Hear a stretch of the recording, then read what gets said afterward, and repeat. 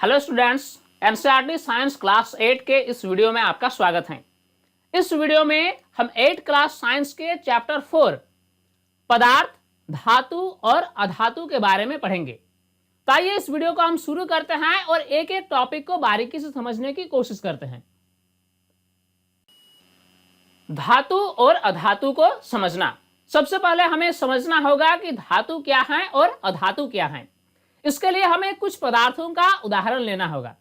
चलिए यहाँ पर हम कुछ पदार्थों का एग्जाम्पल लेते हैं, जैसे कि लोहा, तांबा, जस्ता, एल्युमिनियम, सोना, सल्फर जिसे हम गंधक भी कहते हैं, और ग्रेफाइट। तो इस प्रकार कुछ पदार्थों का उदाहरण हम यहाँ पर लिए। अब अगर हम लोहे की बात करें तो लोहे कठोर होते हैं, चमकीले होते हैं और ध्वनिक होते हैं। ध्वनिक कहने का मतलब कि एक ऐसा पदार्थ अगर उस पदार्थ को किसी कठोर पदार्थ से टकरा दिया जाए तो एक विशेष प्रकार की ध्वनि उत्पन्न होती है। यानी ये गुण लोहे में है, इसीलिए लोहा जो है वह ध्वनिक है। तो हमने क्या देखा कि लोहा जो है वह कठोर है, चमकीला है और ध्वनिक है। ठीक वैसे ही तांबा जो है वह भी कठोर, चमकीला और ध्वनिक है। जस्ता भी कठोर, चमकीला और ध्वनिक है। एल्युमिनियम जो है उसमें भी वैसे ही गुण पाई जाती हैं, सोना में भी वैसे ही गुण पाई जाती हैं, लेकिन सल्फर में इस तरह की कोई गुण नहीं पाई जाती हैं। न तो सल्फर कठोर है, न ही चमकीला है और न ही ध्वनिक है। ठीक वैसे ही ग्रेफाइट जो है वह भी इस तरह की कोई भी गुण नहीं दर्शाती हैं। यानी इस तरह के गुण दर्शाने वाले पदार्थ जो है वो उससे हम धातु के रूप में जानेंगे। यानी लोहा जो है वह एक धातु है। ठीक तांबा जो है, तांबा भी एक धातु है, जस्ता भी एक धातु है, एल्युमिनियम भी एक धातु है और सोना भी एक धातु है। लेकिन सल्फर जो है वह एक धातु नहीं है, इसीलिए ये क्या है, नहीं ये अधातु है। और ग्रेफाइट जो है ये भी अधातु है। यानी किसी भी वस्तु को हम कैसे पता लगाएंगे कि ये जो है ये धातु है या फिर अधातु। तो उस पदार्थ की कुछ गुणों को हम ध्यान में रखते हुए ये पता लगाएंगे कि ये पदार्थ धातु है या फिर अधातु। अब आइए हम देखते हैं धातुओं के भौतिक गुण। पहला गुण देखेंगे, धातुओं को पीटकर उससे पतले चादर में परिवर्तित किया जा सकता है। अगर आप धातु के एक टुकड़े ले लें और उससे हथौड़े से जोर जोर से पीटें तो आप इस धातु के टुकड़े को पतले चादर में परिवर्तित कर सकते हैं। तो ये जो है ये धातु का एक गुण है। धातुओं के इस गुण को आघातवर्धनीयता कहते हैं। यानी किसी पदार्थ का एक ऐसा गुण जिस गुण के कारण उसे पीटकर पतले चादर में परिवर्तित किया जा सकता है, तो उस गुण को आघातवर्धनीयता कहते हैं। यानी धातुओं में ये गुण पाया जाता है, अर्थात धातुएं आघातवर्धनीय होते हैं। कहने का मतलब ये हुआ कि जितने भी धातुएं हैं ये आघातवर्धनीय होते हैं। अब हम देखेंगे धातुओं का दूसरा भौतिक गुण। धातुओं को खींचकर उससे तारों में परिवर्तित किया जा सकता है। धातुओं को अगर खींचा जाए तो धातुओं के टुकड़े से तार बनाया जा सकता है। धातुओं के इस गुण को तन्यता कहते हैं। यानी धातुओं का एक ऐसा गुण जिस गुण के कारण धातु के टुकड़े को खींचकर तार बनाया जा सकता है, तो ऐसे गुण को तन्यता कहा जाता है। तो हम लिख सकते हैं कि धातुएं जो हैं वह तन्य होते हैं। अब हम देखेंगे धातुओं का तीसरा भौतिक गुण। किसी कठोर वस्तु से टकराने पर धातुएं एक विशेष प्रकार की ध्वनि उत्पन्न करती हैं। अगर आप देखेंगे कि किसी धातुओं के ऊपर जब किसी कठोर वस्तु से टक्कर मार दी जाती है तो धातुओं में एक विशेष प्रकार की ध्वनि उत्पन्न होती है। इस गुण के कारण धातुओं को ध्वनिक कहते हैं। तो इसी गुण के कारण धातुओं को ध्वनिक कहा जाता है। धातुओं का चौथा भौतिक गुण, धातुएं चमकीले होते हैं। अगर आप देखेंगे कि धातुओं को सतह पर एक विशेष प्रकार की चमक होती है, यानी धातुएं जो हैं वे चमकीले होते हैं। धातुओं का पांचवा भौतिक गुण, धातुएं ऊष्मा तथा विद्युत के सुचालक होते हैं। सामान्यतः धातुएं क्या होती हैं कि ये ऊष्मा और विद्युत का चालन करते हैं, इसीलिए बिजली तारों के निर्माण के लिए धातु का उपयोग किया जाता है। यानी धातु जो है वह एक स्थान से दूसरे स्थान तक ऊष्मा या फिर विद्युत धारा का चालन करते हैं। तो इस प्रकार धातुओं के भौतिक गुणों के बारे में हमने जानकारी लिया। अब आइए देखते हैं कि धातुओं के महत्वपूर्ण उदाहरण क्या क्या हैं। लोहा, लोहा एक धातु है।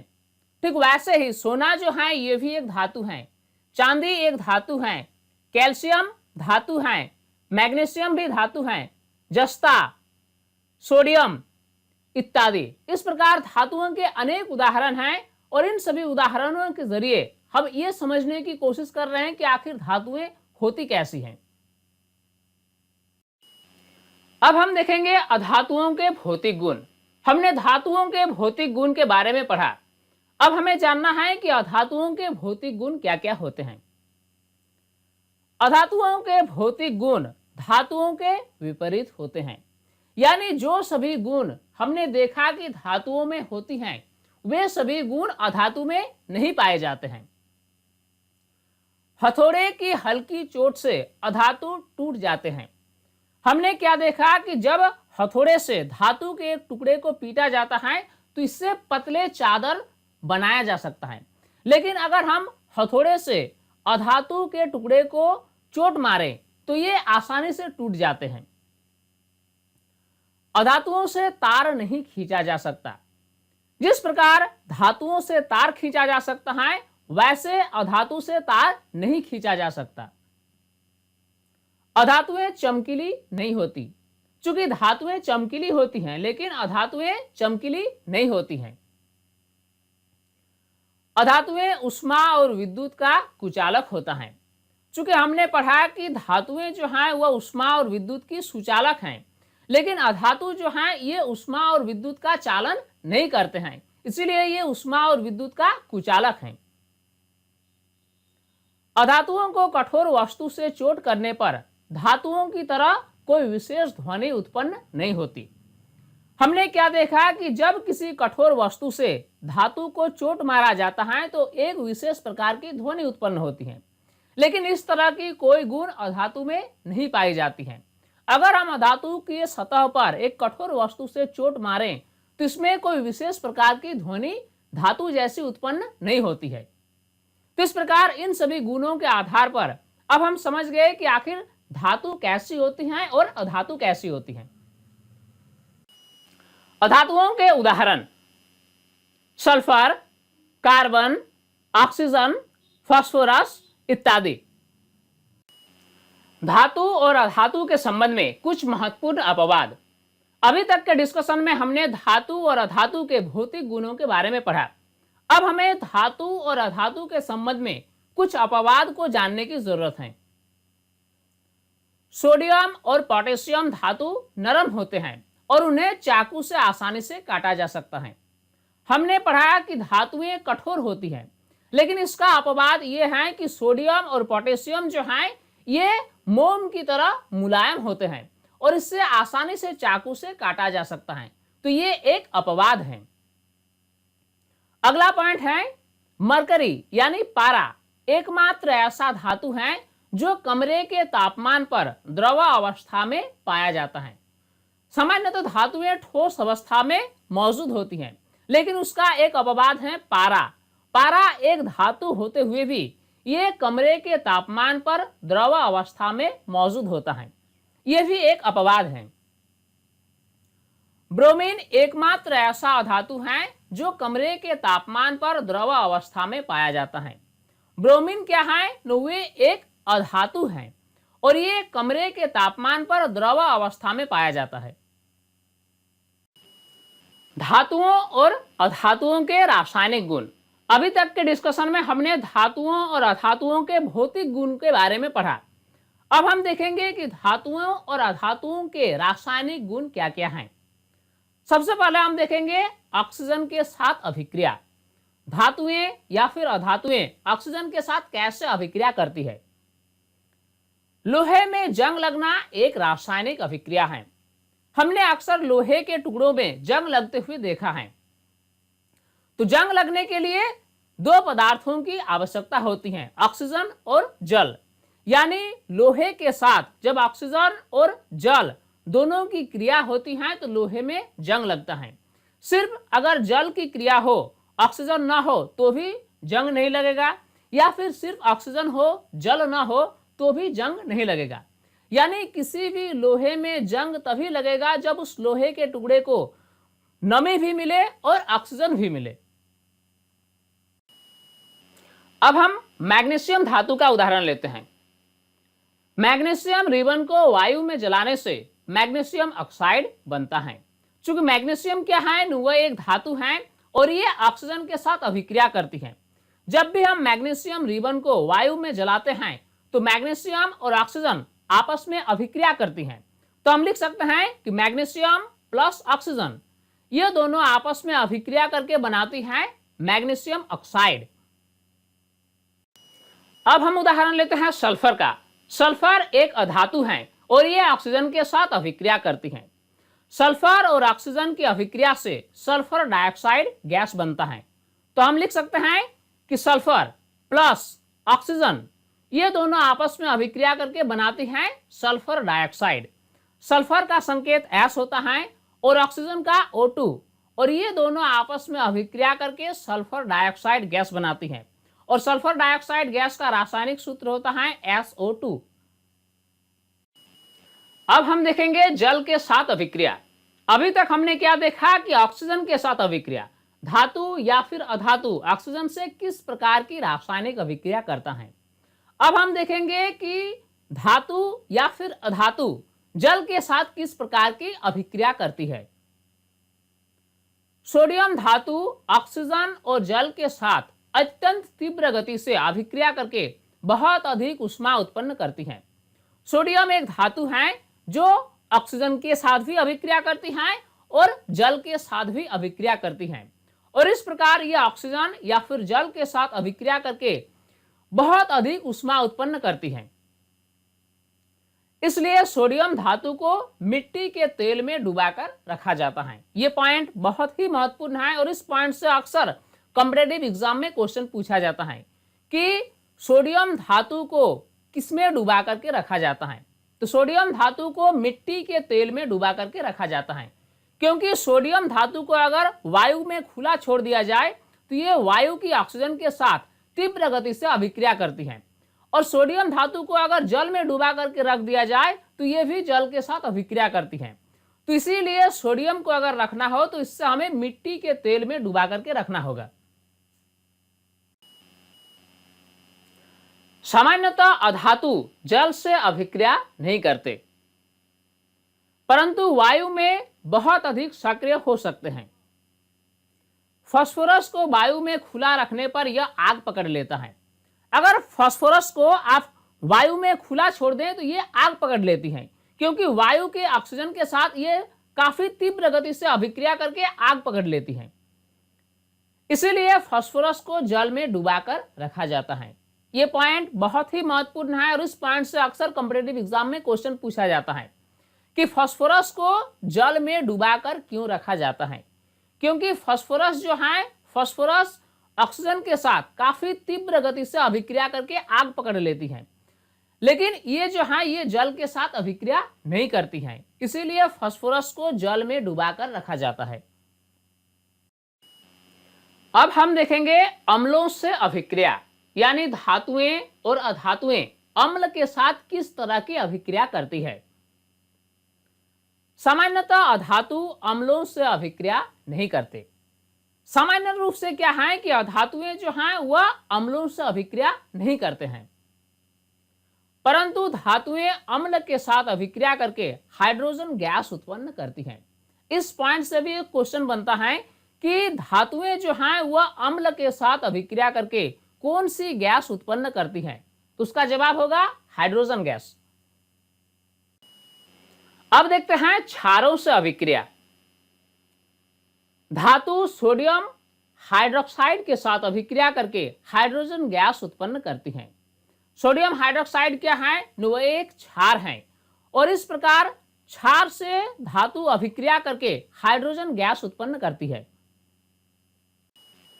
अब आइए अगला टॉपिक में आते हैं जिसका नाम है विस्थापन अभिक्रिया। क्या होती है विस्थापन अभिक्रिया? ऐसा रासायनिक अभिक्रिया जिसमें एक अधिक अभिक्रियाशील तत्व किसी यौगिक से कम अभिक्रियाशील तत्व को विस्थापित कर दे, विस्थापन अभिक्रिया कहलाता है। जब किसी यौगिक में किसी एक अभिक्रियाशील तत्व आकर कम अभिक्रियाशील तत्व को उस यौगिक से विस्थापित कर दे तो उससे हम विस्थापन अभिक्रिया कहते हैं। यह विस्थापन अभिक्रिया की परिभाषा है। अब आइए इसको हम विस्तार से समझने की कोशिश करते हैं। कॉपर सल्फेट के जलीय विलयन में जिंक के टुकड़े डालने से विलयन के कॉपर अलग हो जाते हैं। अगर आप कॉपर सल्फेट का जलीय विलयन ले लें और उसमें जिंक के टुकड़े डाल दें तो क्या होगा कि कॉपर सल्फेट का जो विलयन है इसमें से कॉपर अलग हो जाएगा, यानी तांबा जो है वह अलग हो जाएगा। कॉपर सल्फेट का रासायनिक सूत्र होता है CuSO4 और इसमें जब हम जिंक से अभिक्रिया कराते हैं यानी जस्ता से अभिक्रिया कराते हैं तो ये बनाती है ZnSO4 यानी जिंक सल्फेट और इसमें जो कॉपर है वह विलयन से अलग हो जाता है। अब ये कॉपर सल्फेट जो है ये नीले रंग का होता है, लेकिन जिंक सल्फेट जो है वह रंगहीन होता है। यानी नीले रंग का कॉपर सल्फेट का जलीय विलयन में अगर हम जिंक के टुकड़े डालेंगे तो इस विलयन से कॉपर अलग हो जाएगा और विलयन कैसा हो जाएगा? वह रंगहीन हो जाएगा। तो इस इक्वेशन में हमने क्या देखा कि जिंक आया और आकर कॉपर को अपने जगह से हटा दिया और फिर कॉपर के जगह पर खुद बैठ गया। तो इस तरह की जो अभिक्रिया होती है वह इस तरह की अभिक्रिया को हम विस्थापन अभिक्रिया कहते हैं। नेक्स्ट टॉपिक हमारा है धातुओं और अधातुओं के उपयोग। धातुओं का उपयोग बहुत से उपयोगी वस्तुओं के निर्माण में होता है। चूंकि हम जानते हैं कि धातुएं हमारे जीवन में एक बहुत ही उपयोगी वस्तु हैं और इस धातु का उपयोग बहुत से वस्तुओं के निर्माण में किया जाता है, जैसे मशीनें, मोटर गाड़ियां, वायुयान, रेलगाड़ियां, उपग्रह, औद्योगिक इकाइयां एवं अन्य आवश्यक वस्तुएं। बहुत से ऐसे वस्तुएं हैं जिसके निर्माण के लिए हमें धातु का उपयोग करना पड़ता है। अधातुओं के उपयोग की कुछ उदाहरण निम्न प्रकार हैं। जिस प्रकार धातु हमारे लिए उपयोगी हैं, ठीक वैसे ही अधातु भी हमारे लिए उपयोगी हैं और अधातु का उपयोग हम निम्न प्रकार से करते हैं। उर्वरक के उत्पादन में जितने भी उर्वरक हैं इन सभी उर्वरकों के उत्पादन में अधातु का प्रयोग किया जाता है। पटाखों में, दवाइयों के निर्माण में, सजीवों के शरीर में, विभिन्न प्रकार के रसायनों के निर्माण में अधातुओं के बहुत सारे उपयोग हैं। इसमें से कुछ प्रमुख उपयोग जो हैं वह हैं उर्वरकों के उत्पादन में, पटाखों के उत्पादन में, दवाइयों के निर्माण में, सजीवों के शरीर में या फिर विभिन्न प्रकार के रसायनों के निर्माण में। कुछ महत्वपूर्ण बातें। पौधों में मैग्नीशियम धातु पाया जाता है, ठीक वैसे ही मनुष्यों के रक्त में लोहा पाया जाता है। सजीवों के शरीर में ये धातुएं ठोस रूप में नहीं पाया जाता बल्कि यौगिकों के रूप में पाया जाता है। आपने सुना होगा कि मनुष्यों के लिए लोहा उपयोगी है, यानी मनुष्यों के शरीर में लोहा मौजूद होता है। ठीक वैसे ही पौधों के शरीर में मैग्नीशियम धातु पाया जाता है। तो आपके मन में एक जिज्ञासा होगी कि आखिर लोहा अगर हमारे शरीर में पाया जाता है तो ये रहता कहाँ है? तो एक पॉइंट आप क्लियर कर लें कि सजीवों में जो धातुएं पाई जाती हैं ये ठोस रूप में नहीं पाई जाती बल्कि ये यौगिकों के रूप में मौजूद होती हैं। तो स्टूडेंट्स, उम्मीद करता हूं ये वीडियो आपके लिए काफी हेल्पफुल होगी और इस वीडियो से आपने काफी कुछ सीखा होगा। अगर इस वीडियो को अभी तक आपने लाइक नहीं किया तो इसको लाइक जरूर कर दें, क्योंकि आपकी लाइक से ही हमें इंस्पायरेशन मिलती है आपके लिए नई नई वीडियोस बनाने की। और अगर अभी तक आप हमारे यूट्यूब चैनल साइंस प्लेटफॉर्म को सब्सक्राइब नहीं किया है तो इससे जरूर सब्सक्राइब कर लें, साथ में नोटिफिकेशन बेल को ऑन कर लें ताकि हर नई वीडियोस के अपडेट्स आप तक आसानी से पहुंच सके। ये वीडियो आपको कैसा लगा आप हमें कमेंट सेक्शन में जरूर बताएं। स्टूडेंट्स, तब तक के लिए बाय।